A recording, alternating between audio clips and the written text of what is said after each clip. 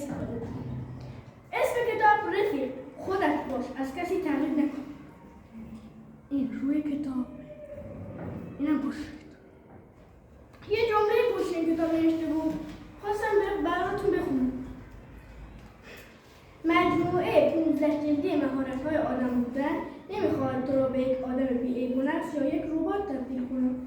فقط راهکارهایی به تو پیشنهاد می‌کند تا کمتر توی دردسر بیفتی، احساس خوبی درباره خودت داشته باشی و با افراد خانواده و دوستانت بهتر کنار بیایی و البته بیشتر خوش بگذرانی.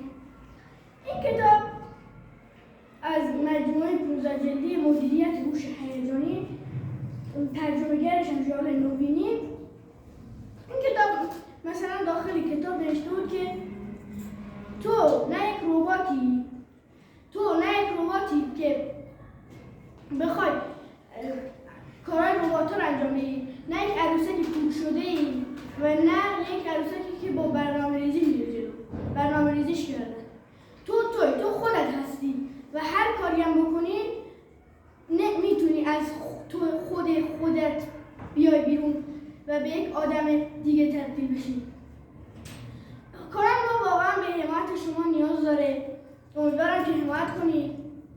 من خودم ویدیوهای خودم رو حمایت کنید. واقعا خودم بیشتر از همه بچه‌های این کانال به حمایت شما نیاز دارم. به دوستاتونم کانال ما رو معرفی کنید. دکمه سابسکرایب هم فعال کنید. لایک یادتون نره تا یک ویدیو دیگه. خدا نگهدار.